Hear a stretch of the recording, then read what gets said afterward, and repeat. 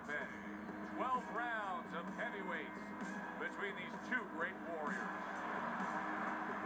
George Foreman's ring walks have become the stuff of legend, and you can see the intensity on his face.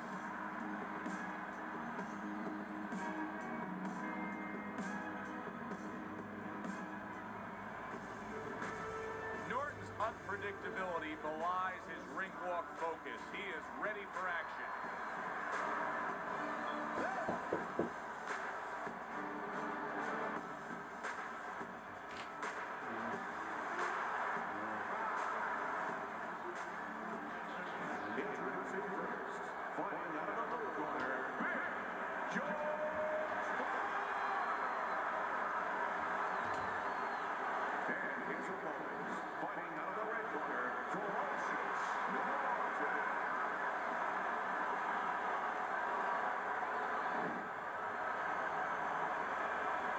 Gentlemen, remember what I said. Protect yourself at all times.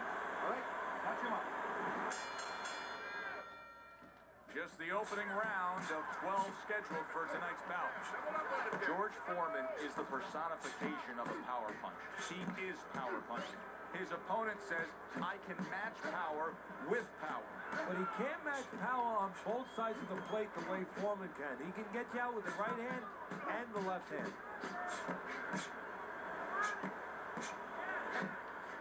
Blocks the headshot.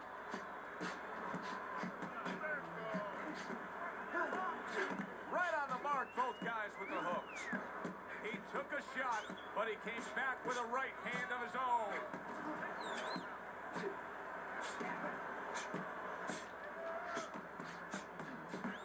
see him holding on.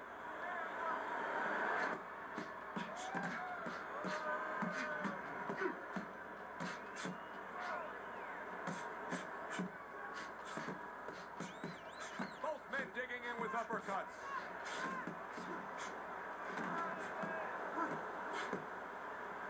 Well, supposed to be fighting, but instead he's hugging.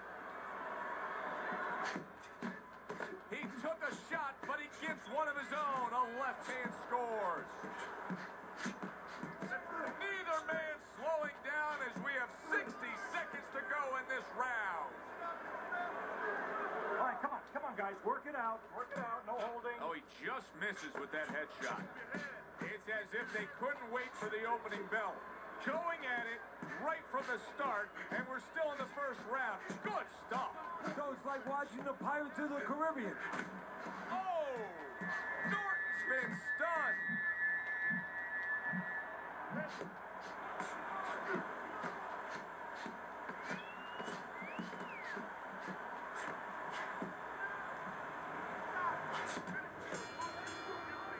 George Foreman's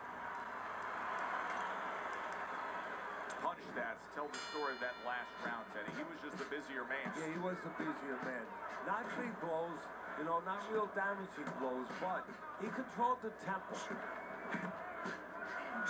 Norton's coming up with the answers, avoiding that punch.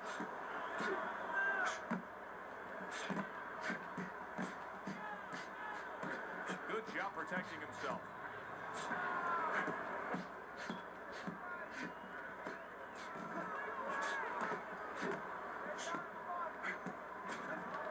And there he counters back against his opponent. And you can see he wanted to do that as he holds on there. George Foreman is such a big physical presence, Teddy, in the ring, almost a hulking presence, and it really aligned with his style in the ring offensively. It was like wrecking ball wide shots. Yeah, wrecking balls work good when you're knocking over an old building, a tenement that's standing in front of you, but the wrecking ball, it could just swing into the air and hit nothing if you have a slick guy. So it works both ways, you're right. And what you're basically saying is, yeah, he's dangerous, but he's a little crude. Really wanted that uppercut, but just couldn't get it. And he ties up on the inside. Hey, no holding, no holding. Come on, punch it out. Pulls the trigger right away with the left hand after getting tagged himself.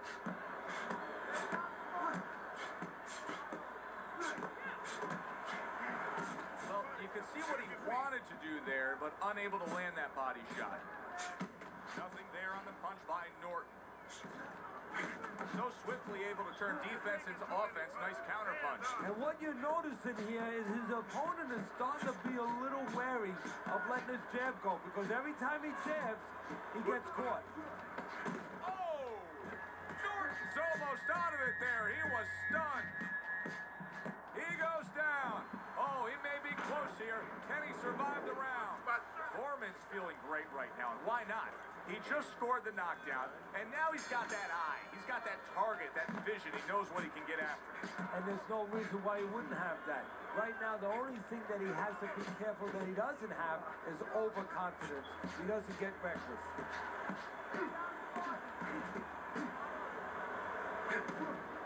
Missed the body shot.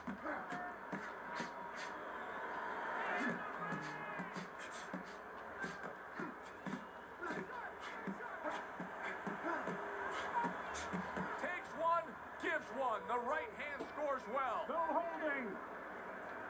Teddy, let's size up George Foreman, and I suppose we would start with that, the size. And the size is one of his great strengths.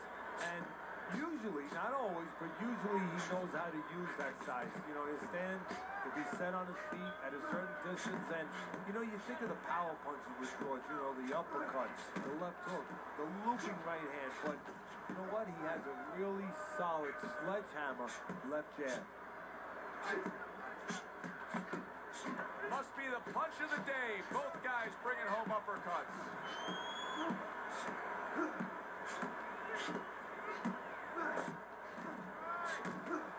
He scored well after being hit himself. And he ties up on the inside.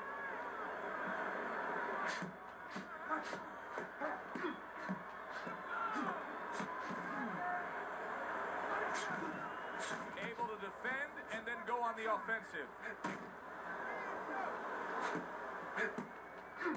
Good, strong uppercut. He comes right back with it after taking one.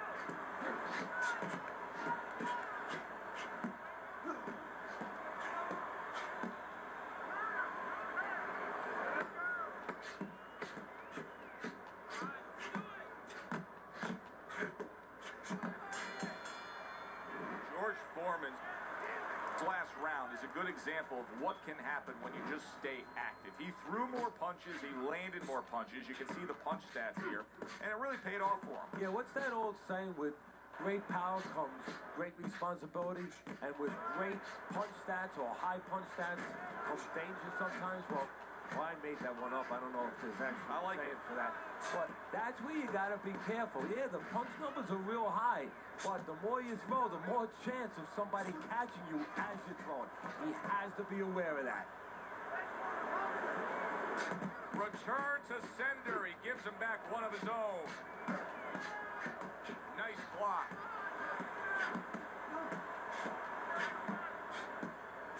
He just missed that shot up top. Norton's got to know that the answer is to go to the body against this faster fighter, but I'm not seeing him do it. Well, that's part of the talent is knowing. It's just recognizing where your opportunities are, where they must be. Look, if you were in a car race with somebody, you knew they had a better engine, they had a faster car. So, if you had a chance, you might sneak out and take a little air out of the guy's tires. Well, go to the body, you take some air out of those tires, and the guy can't use his legs, he can't use his speed. Oh! George Foreman's now feeling the after effects of being rocked by a huge hook to the head. Off to the side, a little swing and a miss going upstairs.